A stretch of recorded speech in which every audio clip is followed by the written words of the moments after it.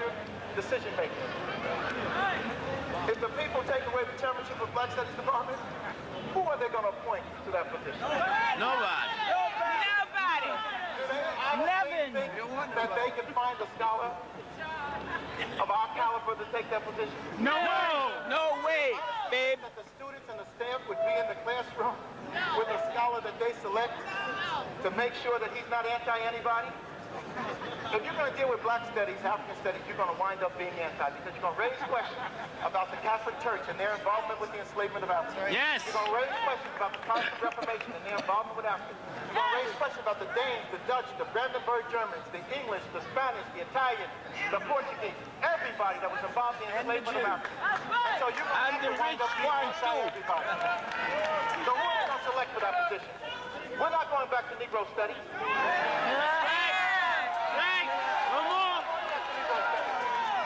Our standard is a universal one. We are the universal people. We began the march of humankind in the belly of Africa, Great Lakes region, in the Omo Valley. We marched down the Nile and laid the fountains foundations for culture and civilization, raised our pyramids and temples to our God concept. We laid down the first systems of law, of education, of science, of morality, of ethics, of philosophy, of architecture, of political science. And then we invited other people in. Other people came in called the early Hebrews. And they synthesized with African knowledge and understanding, and they produced what became Judaism. Other people came in called Greeks, sitting at the feet of the Africans in the Nile Valley, at the great Ipit University Temple of Luxor. And that's where they learned mathematics, science, and philosophy. And these Greeks were able to go home and they synthesized this knowledge and produce Greek civilization. Other people came into our midst who called early Christians, and they were able to synthesize the knowledge of the Nile Valley. And the first Christian nation was not in England, was not in Germany, was not in Sweden, was not in Italy. The first Christian nation was in Ethiopia, Egypt. So we have to understand how significant the culture of the Nile Valley is. And go tell it on the mountain, brother. The Arab people from barbarity reached into Ethiopia and asked the Ethiopians to help them structure a system of upliftment that became Islam. All of the great religious systems and cultures that we know of, whether we're talking about ancient Judaism, whether we're talking about early Christianity, whether we're talking about Greek civilization, whether we're talking about Islam, owe an enormous debt to African people. And you have to understand that. And that's why they don't want our history to be told. But wherever you tap into African history, it is great. You can tap into it during the enslavement period. And no people have been subject to a dehumanizing process as African people and have stood tall and have fought for freedom, justice, and equality. If you want to know who are the people who represent give me liberty or give me death, it's not the slave masters. The slave masters were exploiting other people, taking the land from the Native Americans. If you want to talk about people who said give me liberty or give me death, it's our people. Our people in Brazil who fought and set up the Republic of Palmares, the first republic in the Americas of free Africans who ran to the hinterlands and set up the Republic of Palmares in Brazil. 1602 to 1694. Black people had a community of thousands of themselves in a free republic in Palmares in Brazil. It was African people who spoke to their heart in terms of freedom, justice, and equality. Give me liberty or give me death was what Boatman said, what Dessalines said, what Toussaint Louverture said, when the Africans in Haiti rose up and destroyed the slave system and established a real freedom revolution in Haiti. And it was not Turner. It was Denmark Vesey who said we're going to have freedom in America. And they were willing to give their lives. We don't need to have a white history that denigrates black people. You need to tap into your own history. The history of my great-grandfather, the history of your great-grandma. We don't need emancipators coming out of white supremacy. Abraham Lincoln didn't emancipate a thing.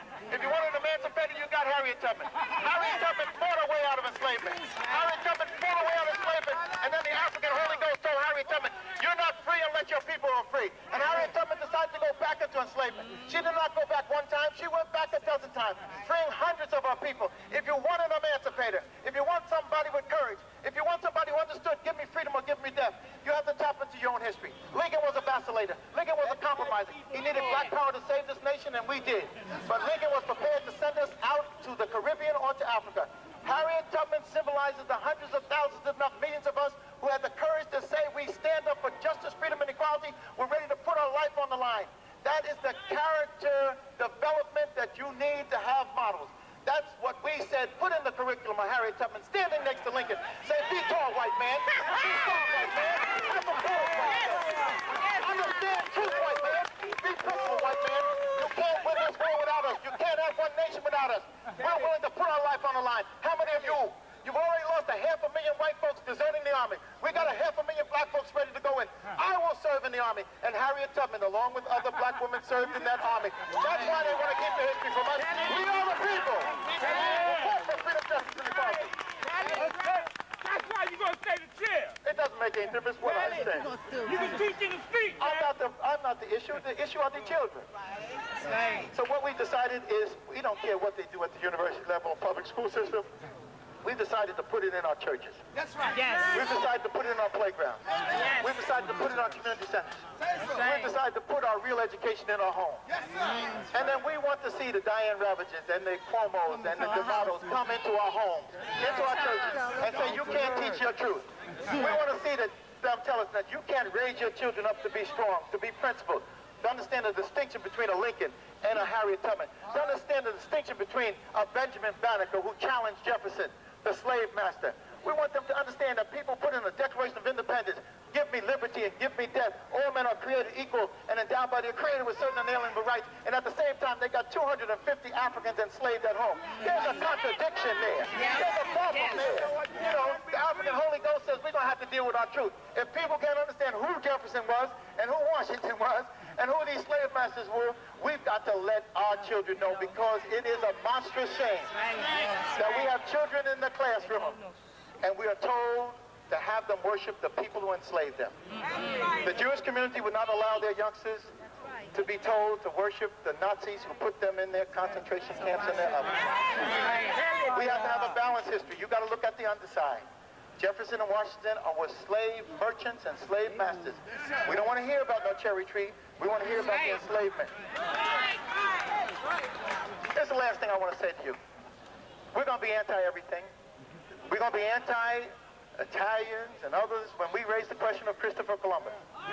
Yes.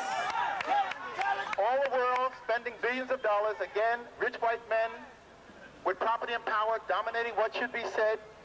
Same thing going on in the Board of Trustees, rich white men with property and power. Same thing with the alumni, rich white men with property and power. They decided that the world is going to worship Christopher Columbus. Christopher Columbus, by all scholarly materials and even by his own people, even Queen Isabella and them, put him in jail. Christopher Columbus was looking for gold. He told Queen Isabella that we will find enough gold for you to start another crusade. Christopher Columbus was lost. He didn't discover anything. They discovered him on the beach and gave him the hand of Christian Native American fellowship. Christopher Columbus could not find enough gold to satisfy himself, so he took Native Americans back to Spain as enslaved persons and began the process of genocide of the Native Americans.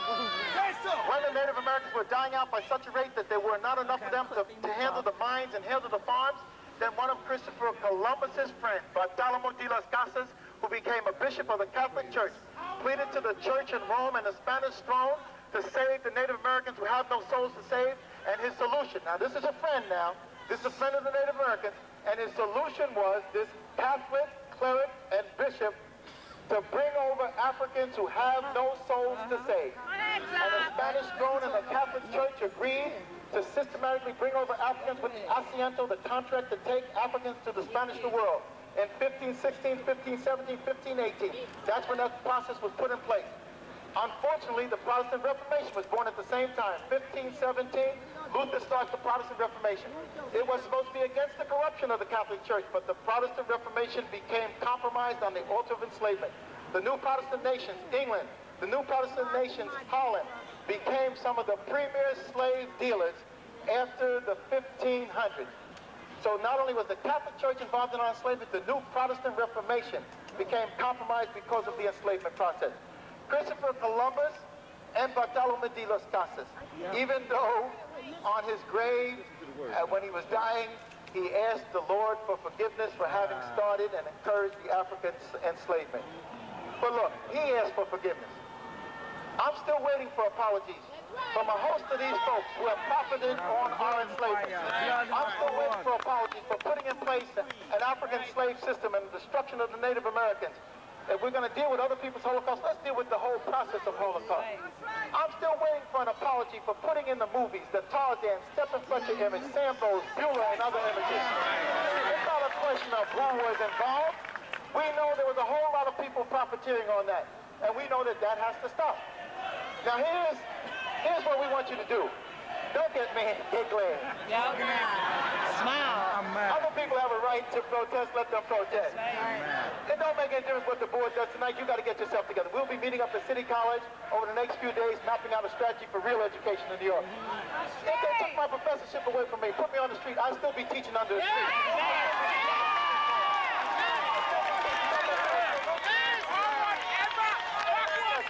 Now the preachers are talking about teaching. Now the teachers are talking about teaching. Now our parents are talking about becoming true teachers themselves. But let's get this straight. In '92, if Mario Cuomo and Matilda feel that they have to follow the route that Christopher Columbus had mapped out for them, which is genocide, then that's their responsibility, and that's what their heart tells them to do.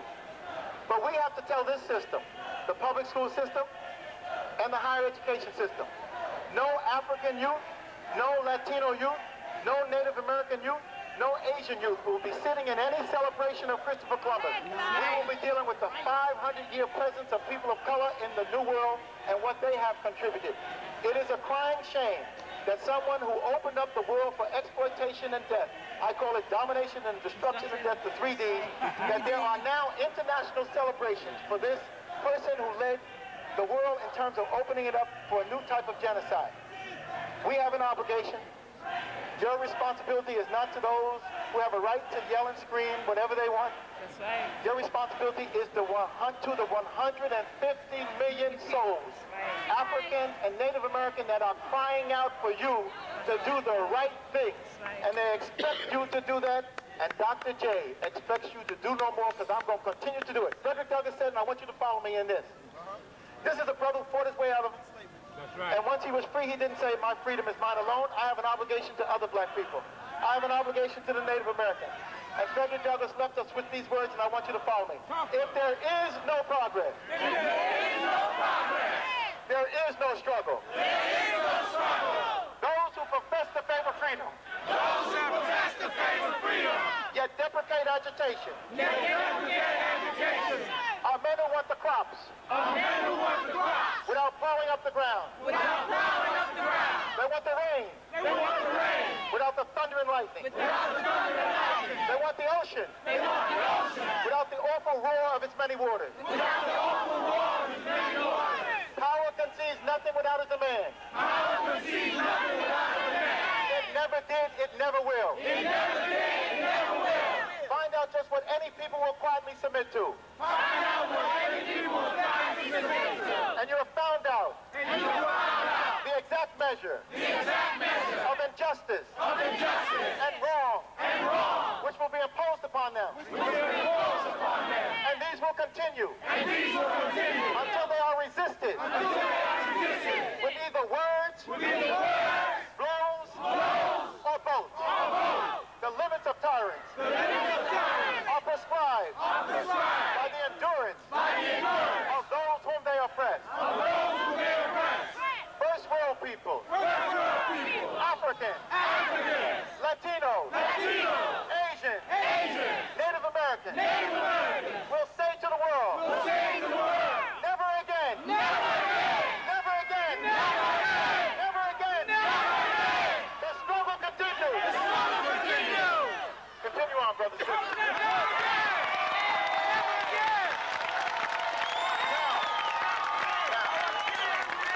Your student, one moment.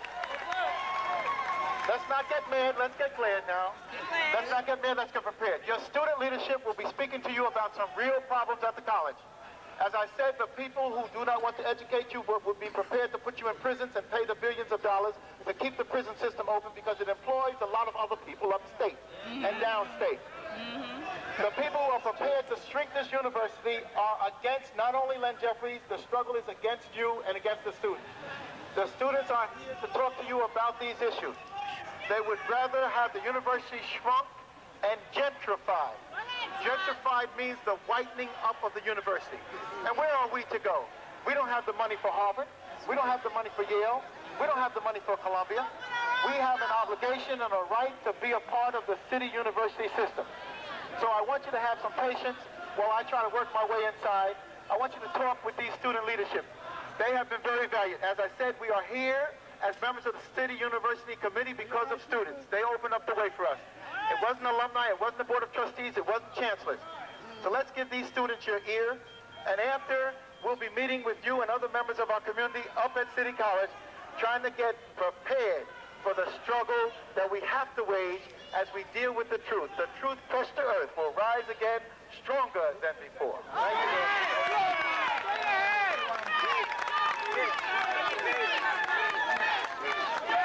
you.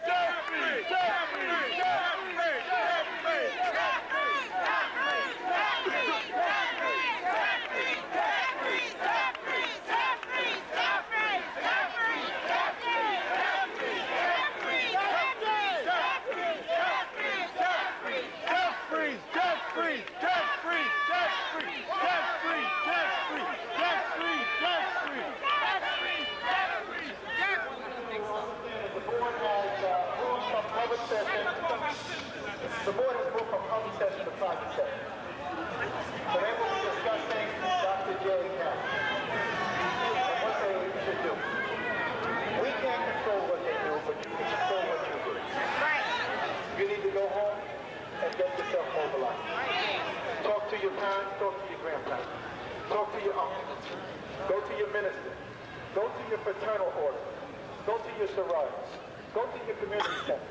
Say the issue with Leonard Jeffries, the issue is whether the people of New York are going to have a say in their future, and whether they're going to educate their young people, or whether rich white people with property and power are going to decide what happens. What we have to do is get involved in a serious political movement. The people understand politics. So over the next few weeks, we will be outlining what we have to do, because education is not the voice of Gotta politics. go to This is the greatest political lesson. When is that know about streaming? Unfortunately, I was going to go into the Board of Regents and ask to be able to speak on my behalf, because they're having a process in which they're not even allowing me to speak. And since I'm not allowed to speak, I just want to take a few minutes and then we'll bring the students on to give what the lecture that I was going to give to them to history ball. Let me just give you some of the books. So you all got those books. Come on, let's do it. And then we'll have the student leadership come on, but let's talk about the book. And we want to deal with the enslavement of black people. There are enormous books that you need to tap into. One of them is Black Cargo. Black Cargo deals with the Atlantic slave trade. You have an obligation, because that's a part of your history, to deal with the truth of what that was all about. People have said that you were enslaved because you needed to be enslaved. You were enslaved because you were pagan. You were enslaved because you were Christian. You were pagan and not Christian. They don't hesitate to say Africans enslaved Africans. They don't want to put the world involvement in enslavement. Enslavement was the biggest equal opportunity program in the world. Everybody was involved. It was an affirmative action for rich white men with property and power. But if you're going to be serious about the history, then you need to get into it. One of the books you need to study, since we're talking about Columbus, a book that I just purchased, The Conquest of Paradise, Christopher Columbus and His Legacy, by Patrick Sally, S-A-L-E. Dealing with the truth about Columbus. If you really want to begin to deal with the history, then you need to deal with a book by one of my professors at City College, at Columbia University, Emmanuel Wallerstein, who talks about the economic system of the world. He talks about the concept of periphery and center. He talks about the development of Europe in the 15 and 16 and 1700s. He talks about the movement of economic activity from Seville to Amsterdam. And when you talk about the movement of economic activity from the Iberian Peninsula, from the Spanish who got rich off the destruction of Native Americans and the death and enslavement of Africans, you want to talk about the movement from Seville to Amsterdam. And that Amsterdam community became the place where the partnership took place between the groups that you know I'm talking about. And you can't mention the word because people don't want to deal with it. But the merchants and bankers got together in Amsterdam. Emmanuel Wallerstein, a Jewish professor at SUNY, talks about the movement from Seville to Amsterdam. In the 15 and 1600s, when Amsterdam became the leading center of trade in the world, and their trade was centered on your enslavement. You need to check it out. Dr. J is not going to make the conclusion. You make the conclusion. Here's a book on 50 Years in Chains by Charles Ball. This is the testimony of an African who was enslaved. Diane Rabbit says these narratives about our enslavement are in the classroom. Yeah, right. I wonder whether any of you had any of this in your classroom. No. I wonder if any of your younger brothers and sisters had this in the classroom. No. I think Diane Rabbit is a liar.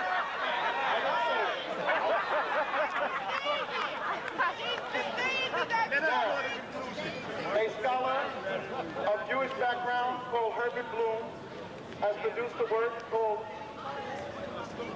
I want to get it right now. News press is here. I don't want to be misquoted, and since I can't go in to give the board of trustees a lecture, we need to give it to you out here. We'll take it. Economic activities of the Jews of Amsterdam in the 17th and 18th century. This is a book by Herbert Bloom, published in 1936. It's at the City College Library. It deals with economic activities in the 17th and 18th century. The major economic activity in the 17th and 18th centuries was not selling peanuts, was not selling shirts. The major economic activity was selling human beings. Those human beings were our ancestors. We have an obligation to speak our truth, no matter where it leads us. Let's go to the videotape. Another book by James Pope Hennessy, The Sins of Our Fathers. James Pope Hennessy, The Sins of Our Fathers. And by our, he means the English people that he comes from. This is a book detailing the enslavement of African people and the involvement of the English.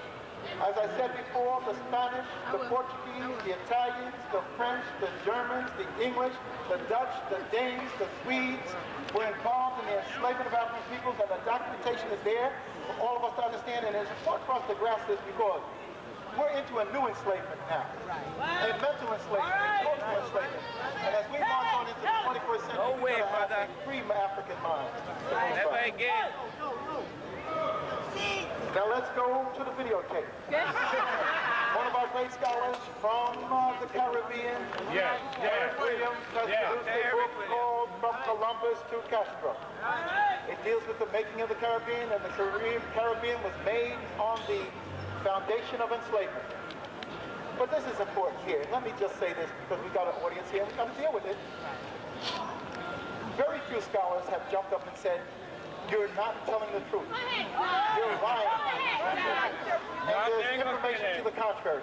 Over the last several years, as we bring up the truth of African peoples and Asian peoples, Native American peoples, Latino peoples, very few people have said you are not telling the truth. Scholars. The newspaper people have said, and newspaper people unfortunately have stopped learning a long time ago. I refuse to contest them because you cannot deal with the ignorant, the deaf, dumb, and the blind in terms of knowledge. I'm not talking about physical disabilities. But very few media people have done any serious research and study. And we are the consummate scholars. We spend our life doing it. My wife and I and our whole family are the consummate scholars. We don't take a backseat to anybody on this. Now, one of the scholars from Columbia, and I have 2 degrees from Columbia, including a PhD. There's a Professor Stenton, and he came out in the New York Daily News that he agrees with Professor Jeffries that we need to put the multiculturalism in the curriculum, and that's not done, but he disagrees with the question of the enslavement and the question of Jews' involvement with the enslavement. We don't say Jews. We specifically talk about merchants. We talk about bankers. We talk about the people who had the money. Money people hooked up with money people, and they rip off other people. You don't have to go back to enslavement to understand that. Right under your very eyes in the United States, they stole your savings out of the S&Ls to the tune of $500 billion. Knowledge is freedom! $500 billion was taken out of your bank. Nobody has said anything about that. I understand the president's son was involved. There has been more ink, more TV. Now, in the article, he said to prove that my question of Jews as well as others. Jeffries says! David Doe! Jeffries says! David Doe! Jeffries says! David Doe! Jeffries says! David Doe! Jeffries says! David Doe! Jeffries says! David Doe!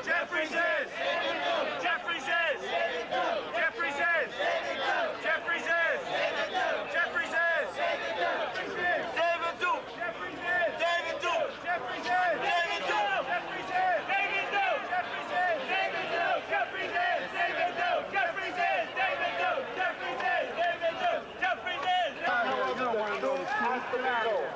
They have to start making distinctions. They asked us to make distinctions. They're going to have to make distinctions. People involved in enslavement, no matter who and what they were, they're going to have to be revealed.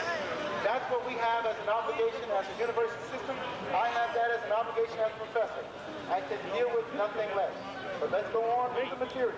That's right. Coming out of Suriname, coming out of the place where the Jewish community, along with the Dutch...